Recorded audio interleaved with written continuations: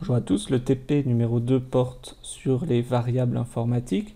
Alors avant de débuter, je vais vous rappeler que les variables en informatique ne sont pas tout à fait identiques aux variables en mathématiques. En mathématiques, une variable est indéterminée, c'est-à-dire qu'on sait que c'est un réel, un entier, mais on ne sait pas précisément à quel réel, à quel entier on se réfère. C'est ce qui nous permet de faire des raisonnements ou d'écrire de façon formelle les choses.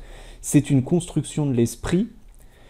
Le problème, c'est qu'en informatique, on est dans du concret, dans du déterministe, et donc les variables en informatique sont déterminées, ont des valeurs bien précises que l'ordinateur va utiliser. Et si on ne donne pas de valeurs précises, l'ordinateur va tout simplement planter, puisqu'il ne pourra pas les utiliser. Enfin, une variable, il faut se souvenir qu'elle a trois propriétés: un nom, un type et une valeur.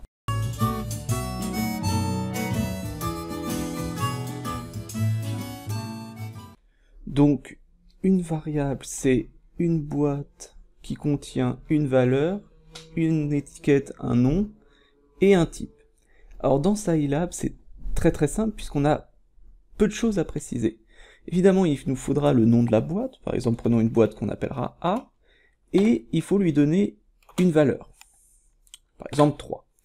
Le type est automatiquement détecté par Scilab. Donc ça signifie on met la valeur 3 dans la boîte qui s'appelle A. Et donc on a bien dans cette boîte le nombre 3. Vous avez dans le navigateur de variables un petit rappel, une variable A dont le nom est A, la valeur est 3, et on vous met même le type double. Donc type double, ça veut dire réel ou entier, bref, c'est le type.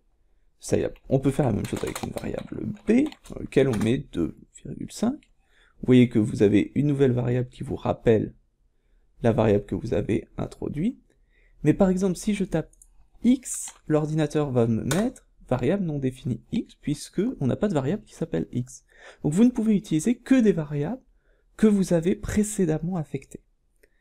Avec ces variables, vous pouvez les utiliser, vous pouvez même les réutiliser dans les mêmes boîtes. Par exemple, si je note A égale A plus B, ça signifie, ce qui est à droite, c'est la valeur. Donc là, je prends la valeur qui se trouve dans les variables, donc 3 plus 2,5, et je le mets dans une boîte que j'appelle A, et comme j'ai déjà une boîte qui s'appelle A, ça va effacer ce qu'il y avait précédemment dans A, et le remplacer par 3 plus 2,5, c'est-à-dire 5,5. Et vous voyez maintenant que dans la boîte A, il y a 5,5, il n'y a plus 3. Et le 3 est complètement effacé, vous ne pouvez pas le retrouver. Ça a deux intérêts et un défaut. Les intérêts, c'est que ça va pouvoir nous permettre de faire des boucles dans un prochain TP, c'est-à-dire faire tourner nos variables. L'intérêt d'une variable, c'est que ça enregistre progressivement les résultats. Pensez à des jeux vidéo où vous avez un score, le score va évoluer, on s'en moque de savoir le score que vous aviez 2 minutes avant.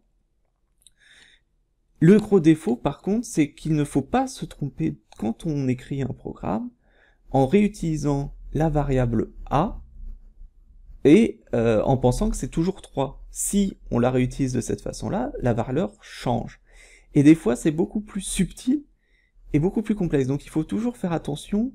La plupart des bugs viennent du fait qu'on ne sait pas exactement ce qu'on a mis dans les variables. Donc il faut vraiment avoir l'esprit clair là-dessus.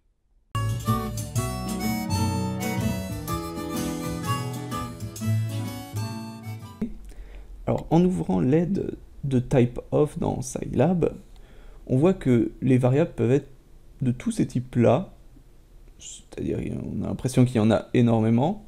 En réalité, nous allons utiliser trois types de variables. Les variables de type constante ou double. Alors ce sont en fait tous les nombres sous forme de matrice, sous forme d'entier, etc. Alors vous voyez qu'il y a des int 8, int 16, ce sont des entiers également. En fait, quand on écrit un entier, Scilab le considère avant tout comme un réel, mais on peut lui forcer à voir cet entier comme un entier ça permet de gagner de la place en fait dans la mémoire informatique. Ce n'est pas du tout l'objet de ce cours, ça nous emmènerait trop loin dans des considérations informatiques, donc on va retenir qu'il n'y a qu'un seul type, le type constante, en gros le type nombre. Donc soit on manipule des nombres, c'est ce qu'on a fait au TP1, en les additionnant, les multipliant, en prenant la puissance. Soit on peut manipuler des strings, c'est-à-dire des chaînes de caractères. Les chaînes de caractères, c'est du texte. C'est-à-dire quand on veut demander à quelqu'un bonjour, appuyer sur la touche espace pour commencer, il va nous falloir manipuler du texte. Donc on peut manipuler du texte, c'est ce qu'on va voir dans la suite du TP. Et enfin, ce qu'on verra dans le prochain TP, c'est les booléens. Donc les objets booléens, on verra, ce sont des objets qui permettent d'utiliser de la logique. Ce sont donc les trois types que l'on va utiliser. Et si vous avez un doute sur le type de votre variable, il suffit de taper type of a par exemple. Donc a, il va nous dire voilà, c'est un nombre.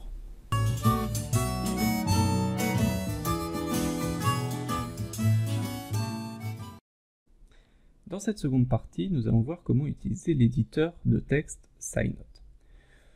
Nous avons vu que on pouvait très bien utiliser la console. À l'aide des variables, on les enregistre. Le problème va intervenir quand je fais plusieurs opérations. 2 fois A et B va être C puissance 4. Alors, voilà des opérations. Imaginons que maintenant, je me suis trompé. A, je n'ai pas envie que ça ait la valeur 3. Je veux que A ait la valeur 4. Bah, ça va influencer la valeur de C, la valeur de B qui dépend lui aussi de C. Il va falloir que je retape toutes les opérations pour tout simplement obtenir A, B et C. Afin d'éviter de devoir tout retaper, et aussi pour pouvoir enregistrer notre travail, modifier notre travail, etc., on va utiliser l'éditeur de texte SciNote, qui est dans Scilab. Donc vous pouvez l'obtenir en cliquant ici sur le petit carnet, ou dans Application SciNote. Vous avez un éditeur qui s'ouvre, alors le vôtre sera vide, bien entendu. Vous avez préparé le même programme que j'ai préparé là. Première chose, c'est, à mon avis, de placer SciNote à l'intérieur, en bougeant les fenêtres comme on l'avait appris, parce que sinon, soit vous serez toujours amené à le bouger pour voir le résultat, ou quand on clique sur Scilab, vous voyez, il disparaît. Ah, il est où? Bah, en fait, il est derrière. Et notamment les utilisateurs de Mac verront à quel point c'est embêtant de passer de l'un à l'autre. Du coup, on clique et on maintient la souris enfoncée sur le bandeau bleu et on met le bandeau bleu dans Scilab. Comme ça, il sera toujours à cet endroit-là et on pourra le voir. Donc très important, la première chose, c'est d'enregistrer votre travail quelque part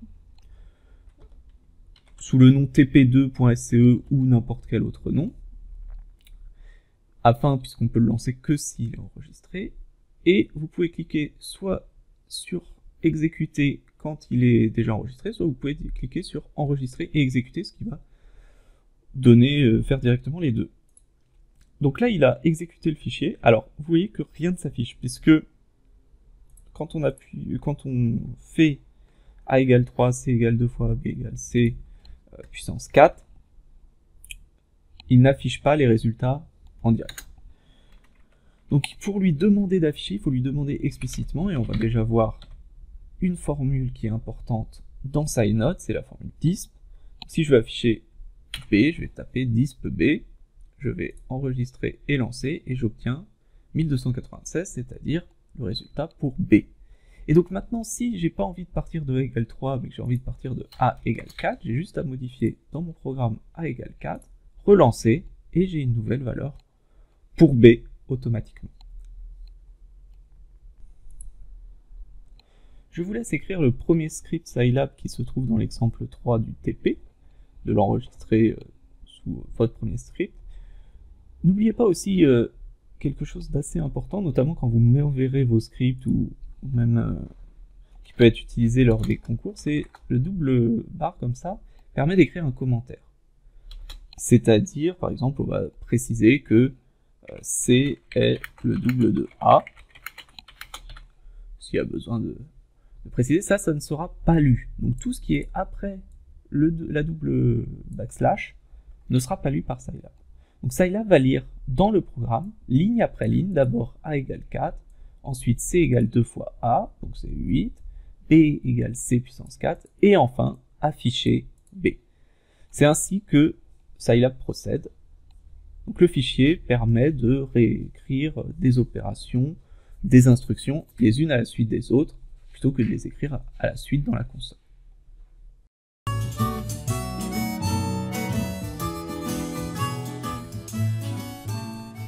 Dans cette dernière partie, nous allons nous intéresser aux chaînes de caractères. Nous avions vu dans le premier TP comment faire des opérations entre entiers, réels, bref, entre nombres. Nous verrons dans le prochain TP comment faire des opérations entre booléens, et on verra ce que c'est que les booléens. Et on va voir dans ce TP, du coup, les chaînes de caractères. Alors les chaînes de caractères, c'est tout simplement un texte, un mot, des phrases, et ils se notent entre guillemets. Par exemple, bonjour. La seule opération qu'on puisse faire et qui soit intéressante en tout cas pour vous dans les chaînes de caractères, ça va être l'opération dite de concaténation. Concaténer, c'est-à-dire rassembler l'un à côté de l'autre. Donc si on a bonjour et que je veux mettre à côté le monde, il va me dire qu'il y a une erreur. Effectivement, cette syntaxe est illicite. Pour rassembler bonjour et le monde, il faut ajouter un signe plus, bonjour, plus le monde. Et vous voyez que les espaces comptent aussi comme des caractères, sont importants. Si je veux avoir un espace, il faut soit que je le mette ici, soit que je le mette après bonjour. Bonjour, espace le monde. La dernière chose qu'il est intéressant de savoir sur les chaînes de caractères, c'est qu'on peut modifier le type, un nombre, pour le transformer en chaîne de caractères. C'est-à-dire que si je tape 3, là c'est le nombre 3, je peux par exemple faire 3 plus 5, ça va donner 8. Si je tape string 3, là c'est le caractère 3. C'est-à-dire que si je fais 3 plus string 3, ça ne donne pas 6, ça donne rien du tout, parce qu'on a un nombre plus une chaîne de caractères. Donc, un nombre plus un caractère, l'ordinateur ne sait pas faire, personne ne sait faire. Ce qui est intéressant, c'est si je fais string 3 plus string 5, c'est là l'opération entre deux chaînes de caractères, et souvenons-nous que l'opération entre deux chaînes de caractères, c'est la concaténation, ce n'est pas de l'addition, donc ça ne va pas donner une chaîne de caractères de valeur 8, ça va donner 3 et 5 à la suite, c'est-à-dire 35. Donc ce n'est pas du tout la même chose. Donc cela va pouvoir arriver notamment pour des raisons de syntaxe, on verra ça plus en détail, mais disons, retenez cette petite fonction qui va pouvoir nous être utile, ou alors qui est à comprendre, ça transforme juste le nombre en chaîne de caractères. Ce TP numéro 2 est fini. N'oubliez pas de répondre au questionnaire et à envoyer les documents ou les programmes, les scripts qui seront envoyés, et à noter les questions que vous avez pour la prochaine fois.